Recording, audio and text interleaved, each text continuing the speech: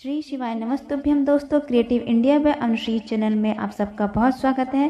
दोस्तों, आज की वीडियो में शरद पूर्णिमा की संपूर्ण जानकारी शेयर करने वाली हूं।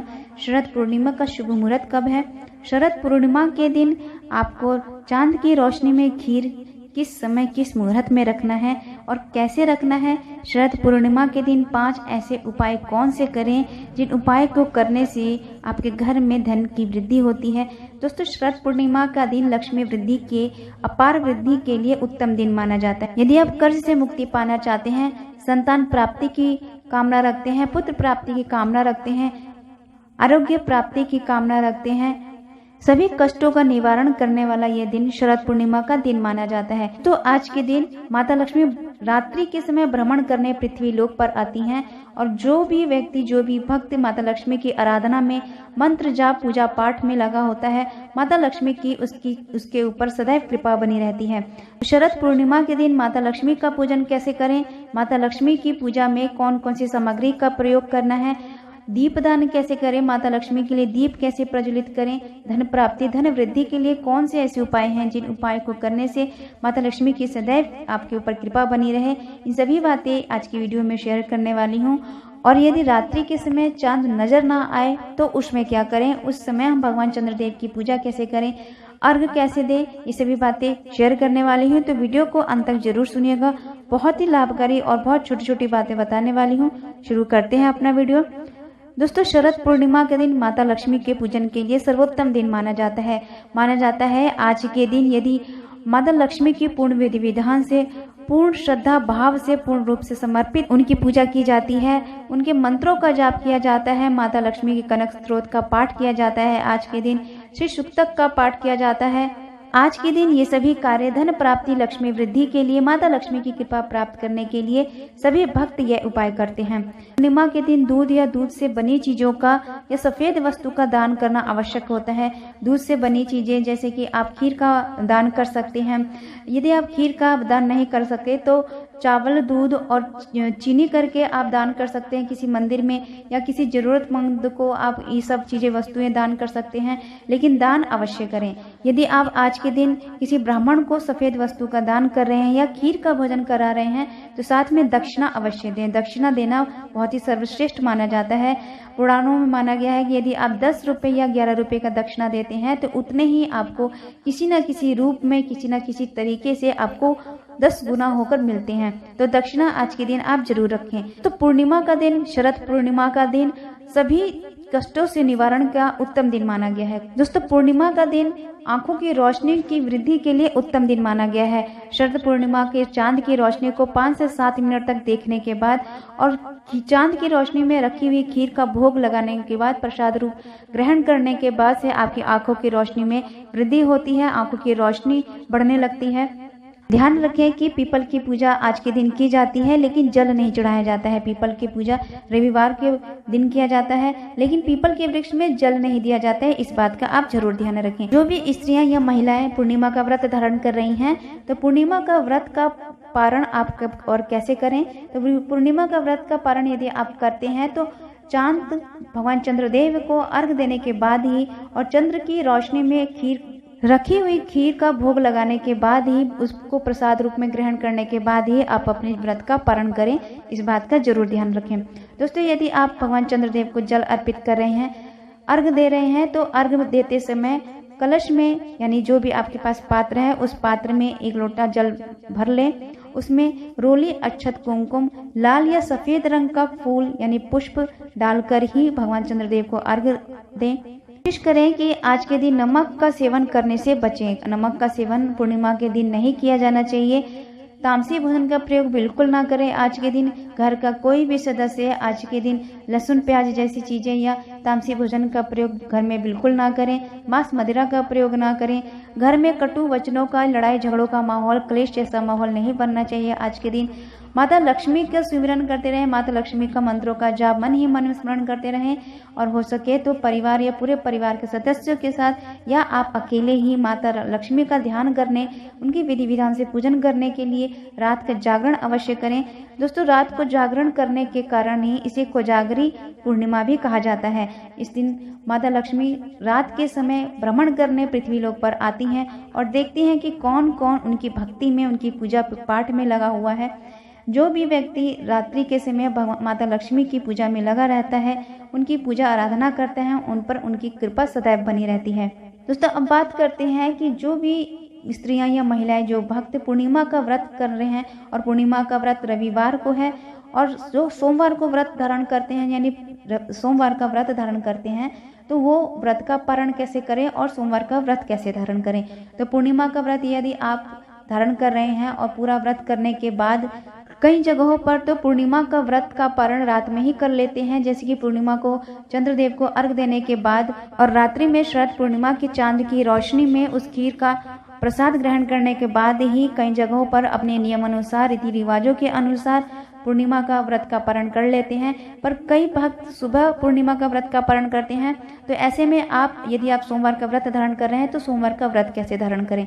तो यदि आप सुबह व्रत का पारण कर रहे हैं तो किसी मीठी वस्तु से, मीठी सामग्री से ही अपने व्रत का पारण करें। जैसे कि आप फलाहार से व्रत का पारण करें, जैसे कि फल ले सकते हैं, जूस ले सकते हैं, या फिर दही खा सकते हैं, या आप दूध ले सकते हैं। तो ऐसी ही चीज़ें खाकर ही अपने व्रत का पारण करें, फिर आप सोमवार का व्रत धारण कर सकते हैं।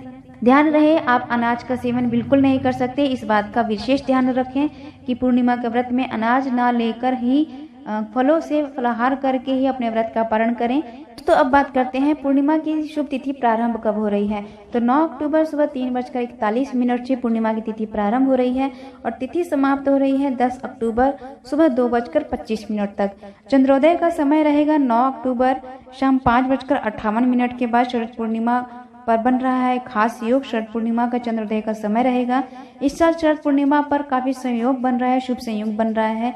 दोस्तों, वर्धमान के साथ ध्रुव योग बन रहा है और इसके साथ उत्तराभाद्र और रेवती नक्षत्र भी बन रहे हैं। ऐसे में शरद पूर्णिमा का दिन काफी खास है, काफी महत्व रखने वाला है।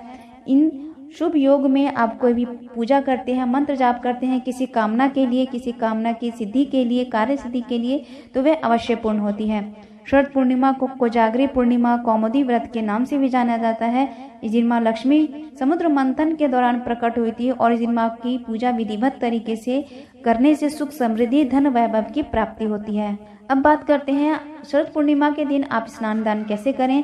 तो जो भक्त पवित्र नदियों पर जाकर पूर्णिमा के दिन स्नान दान करते हैं अपने पितरों के लिए या अपने कार्य सिद्धि के लिए, अपनी मन की कामना पूर्ति के लिए जो भी स्नान दान करते हैं उसमें बहुत ही पुण्य लाभ की प्राप्ति होती है। तो यदि आप पवित्र नदियों पर जाकर स्नान दान नहीं कर पाते हैं तो घर में ही गंगा जल अपने नहाने के जल में डालकर उससे स्नान कीजिए। फिर उसके बाद से भगवान सूर्यदेव को जल अर्पित करें। तत्पश्चात थोड़ा सा सूखा अनाज निकाल लें, जैसे कि चावल, आटा, दाल, कुछ सब्जियां या जो मौसम से संबंधित जो फल हैं जैसे कि अनार, मौसमी, सेब, ये सभी वस्तुएं रखकर उसमें कुछ दक्षिणा जरूर रखें और सफ़ेद वस्तु में आप दूध, चीनी और चावल रखकर ये सभी वस्तुएं आप ब्राह्मण को दान कर दें। इसे आप अपने घर में बैठकर ही पवित्र नदियों पर जो पुण्य प्राप्त होता है वही पुण्य आपको घर पर भी इस तरीके से आप स्नान दान करते हैं तो प्राप्ति होती है, अनंत कोटि का लाभ प्राप्त होता है। दोस्तों, अब बात करते हैं माता लक्ष्मी का पूजन पूर्णिमा के दिन कैसे करें और खीर में क्या डालकर खीर को चंद्र की रोशनी में रखें और कब रखें, कैसे रखें। तो दोस्तों, रात्रि के समय, शरद पूर्णिमा के दिन रात्रि के समय खीर का विशेष महत्व हो जाता है। चांद की रोशनी में खीर को रखने से और उसका प्रसाद रूप में ग्रहण करने से मन शांत होता है, नेत्रों की ज्योति बढ़ती है, आरोग्य की प्राप्ति होती है। दोस्तों, माना जाता है जो भी व्यक्ति चांद की रोशनी में रखी हुई खीर को खा लेता है कि जिस भी कामना को बोलकर, जिस भी कामना से वे कामना उसकी पूरी होती है, मन शांत होता है, आरोग्य की प्राप्ति होती है, आंखों की रोशनी बढ़ती है। एक पात्र में आप खीर बनाकर रख लें और उसमें चांदी का सिक्का डाल लें। फिर उस पात्र को उठाकर अपने छत पर या फिर अपनी बालकनी में, जहाँ भी आपके जो भी जगह सुटेबल हो, उस जगह पर जहाँ आपकी चांद की रोशनी पूरी पड़ती हो उस जगह पर उस खीर को रख दें ताकि उस पात्र में पूरी चांद की रोशनी पड़े और चंद्रदेव का आशीर्वाद उस खीर में समाहित हो। तो जो भी व्यक्ति उस खीर को ग्रहण करता है प्रसाद रूप में, उसकी मन की शांति मिलती है, मन की कामनाएं पूर्ण होती है, भगवान चंद्रदेव का आशीर्वाद प्राप्त होता है। दोस्तों, अब बात करते हैं माता लक्ष्मी का पूजन कैसे करने। अपनी कार्य सिद्धि के लिए, कामना की पूर्ति के लिए माता लक्ष्मी का आज के दिन विशेष पूजन कैसे करें, दीपदान कैसे करें, दीप कैसे प्रज्वलित करें, कलश कैसे रखें, दोस्तों शरद पूर्णिमा से लेकर कार्तिक पूर्णिमा ये 2 दिन माता लक्ष्मी के पूजन का विशेष दिन माना जाता है। दोस्तों माता लक्ष्मी का पूजन शरद पूर्णिमा के दिन रात्रि के समय किया जाता है। तो सबसे पहले आप स्नान आदि कर लें। यदि आप स्नान नहीं कर पाते हैं तो साफ स्वच्छ होकर साफ स्वच्छ वस्त्र धारण करें और गंगा जल से अपने ऊपर छिड़काव करके शुद्धिकरण कर लें। तत्पश्चात जहां आपके घर में या बालकनी में या छत पर चांद की रोशनी पड़ रही है, उस चांद की रोशनी में एक तांबे के कलश में जल भर लें। उसके ऊपर एक कटोरी रखकर माता लक्ष्मी की मूर्ति रखें। यदि मूर्ति नहीं है तो आप चांदी का सिक्का भी रख सकते हैं। उसके सम्मुख 31 दिए जलाने हैं आपको अपनी कामना करते हुए। यदि आप कर्ज मुक्ति से परेशान हैं, धन लक्ष्मी की वृद्धि चाहते हैं, माता लक्ष्मी की कृपा प्राप्त करना चाहते हैं, या संतान प्राप्ति की कामना है, पुत्र प्राप्ति की कामना है, आरोग्य प्राप्ति की कामना रखते हैं, या कोई ऐसा कार्य जो आपका अटका हुआ है, पूरा नहीं हो पा रहा है, तो आज के दिन यह उपाय करने से, इस विधि से माता लक्ष्मी का पूजन करने से वह कार्य सिद्ध हो जाता है। तांबे के कलश में जल भरकर वहां रख लें। उस पर एक कटोरी रखें, उसमें एक माता लक्ष्मी की मूर्ति या फिर चांदी का सिक्का रख लें। फिर यह आपको चांद की रोशनी में करना है। फिर उसके सम्मुख 31 दीपक जलाएं, 31 मिट्टी के दिए जलाएं। घी का दीपक जलाना है आपको। उसमें एक एक कमल गट्टा रख दें। जो भी आपने 31 दीपक जलाए हैं उसमें एक एक कमल गट्टा डाल दें। उसके बाद पान के 5 पत्ते लें। पान के 5 पत्तों पर खीर रखकर माता लक्ष्मी को भोग लगाएं। फिर वहीं थोड़ी देर बैठकर माता लक्ष्मी के इस मंत्र का 108 बार जाप करें। ओम श्रीम ह्रीम श्रीम कमले कमलालय प्रसीद प्रसीद श्रीम ह्रीम श्रीम ओम महालक्ष्मी नमः। इस मंत्र का जाप कमल गट्टे की माला से माता लक्ष्मी के सम्मुख बैठ कर करें। उनसे विनती करें जिस भी कामना के लिए आप ये उपाय कर रहे हैं, माता लक्ष्मी का पूजन कर रहे हैं। जो पान के पत्ते पर आपने खीर रखी है उस खीर को वहीं रहने दें। सुबह 4 बजे तक आप वहीं पर रहने दें चांद की रोशनी में। फिर सुबह 4 बजे उस खीर को उठाकर अपने घर के सभी सदस्यों में प्रसाद रूप में बांट दें। जो दिए जलाए हैं आपने उन दियों का विसर्जन कर दें या फिर रखे रहें, फिर कभी काम आ जाते हैं। सभी कमल गट्टों को और माता लक्ष्मी की जो आपने सिक्का रखा है उस सिक्के को अपने जहां आप धन संचय करते हैं, जहां आप तिजोरी रखते हैं या व्यापार वृद्धि के स्थान पर जहां धन संचय करते हैं, वहां पर उस कमल गट्टे और माता लक्ष्मी के उस चांदी के सिक्के को एक लाल कपड़े में बांध कर वहां रख दें। यदि आपने माता लक्ष्मी की मूर्ति रखी है तो माता लक्ष्मी की मूर्ति, यदि आपने मंदिर से रखी है तो उस मंदिर में स्थापित कर दें। तो इससे आपको माता लक्ष्मी का पूजन करना है। दोस्तों यह पूजन इस प्रकार से पूजन करने से माता लक्ष्मी अपार धन में वृद्धि करती हैं, सुखमय आनंदमय जीवन देती है, कार्य सिद्धि होती है, जिससे मुक्ति मिलती है। जिस कामना से आपने ये पूजा किया है, व्रत धारण किया है, यह कामना पूर्ण होती है। माता लक्ष्मी की कृपा सदैव और सर्वदा बनी रहती है। तो दोस्तों आज के वीडियो में बहुत छोटी छोटी जानकारी देने की मैंने कोशिश की है। तो यदि आपको वीडियो अच्छी लगे तो चैनल को सब्सक्राइब कीजिए, लाइक कीजिए, शेयर कीजिए, बेल आइकन को जरूर प्रेस कीजिएगा जिससे वीडियो की जो भी नोटिफिकेशन है आपको मिलती रहे। मिलते हैं अगले वीडियो में। दोस्तों आपके कमेंट से, लाइक से और शेयरिंग से मुझे बहुत मोटिवेट मिलता है। तो प्लीज़ मेरे चैनल को सब्सक्राइब जरूर करें और शेयर जरूर करें। तो मिलते हैं अगले वीडियो में, तब तक के लिए नमस्कार।